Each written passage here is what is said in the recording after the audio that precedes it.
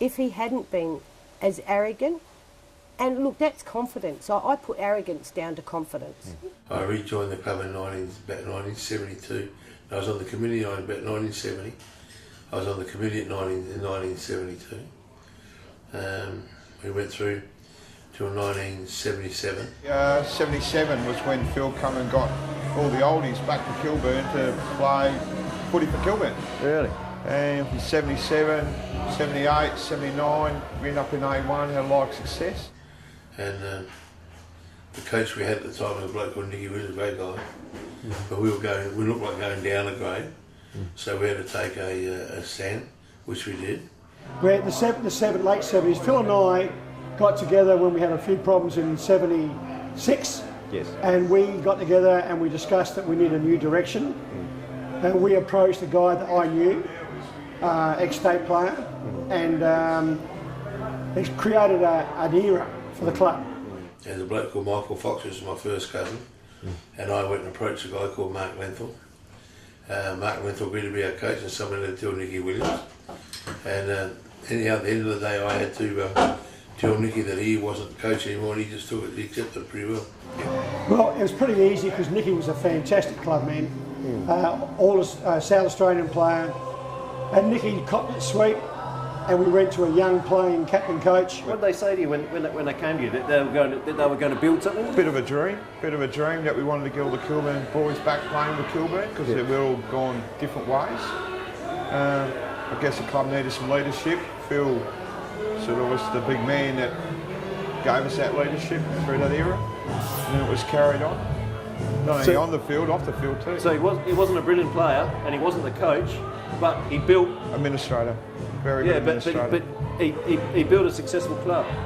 I guess once you're born in Kilburn and bred in Kilburn, it's always very hard to leave the place. But a lot of us did for various reasons, whether it be work or Kilburn were pretty low, A3, A4 sort of era, and going nowhere, so we all went our own ways.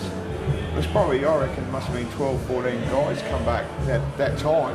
Phil rounded up. The coach brought a couple from Broadview up the road, and we had a pretty good side for a long, long time.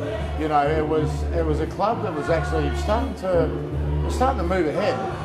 In the 70s, we built something. I guess in the 90s, Kilburn was probably known as the best club outside league footy, and I think we took amateur league to another level with the players we recruited. And the good thing with those players is you can make a couple. I still talk to them today. You know, through whether it be business or just friendship, you can ring them up and we have a chat. Yeah. So that real bonding from the 70s went through the 80s, but more in the 90s when we all had to be the best. We've got several players of past players playing for us now, which is really the impetus to get the thing going. So sons of past players? Sons of past players and nephews and whatever. And that's what's created the new image, if you like. That is fantastic. My son played in the premiership team this year, so fantastic. Which is magnificent, you know, and it was fantastic to see. And what Jamie's done is incredible. Because footy's a lot about momentum, isn't it? Oh yes. We couldn't get a player here for a couple of years. The club had a bit of a bad name and trouble in the parklands, not in our club, but in the park. And now with our young kids win a premiership, we've got people approaching us to play for us, which is great. And that's that thing that momentum creates? Of course it is, yes. Yeah. So how much has Phil had to do with getting that momentum going again? Oh, Phil's very big part of it. Phil Martin has got the impetus behind it. Jamie's his nephew, and he got Jamie to come and coach us. Jamie, ex-league player. And Jamie wasn't all that keen on coming back, so he didn't get a job years ago. Phil got him back and gave him basically open carte blanche to get a team he wanted. And that's where we're on the way, and tell you what, it'll be a couple of years of success. And just quickly, that whole thing that built up from that team, from that whole thing that Phil built. Correct. And so he had a dream. So there's people have met and married, families have been created all around that nucleus that Phil built.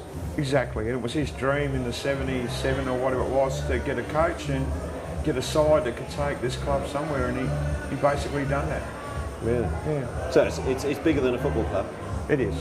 It's a family. Came together rather easily. Once we made the move with the coach and the players that we had, also it might be an infectious thing. Everyone wanted to come on board, and you'll find Coolman today has got the same thing now as what we had in '77. And a lot of people can't see. I got a fair idea what it's going to be. We'll go very close to being Premier League this year.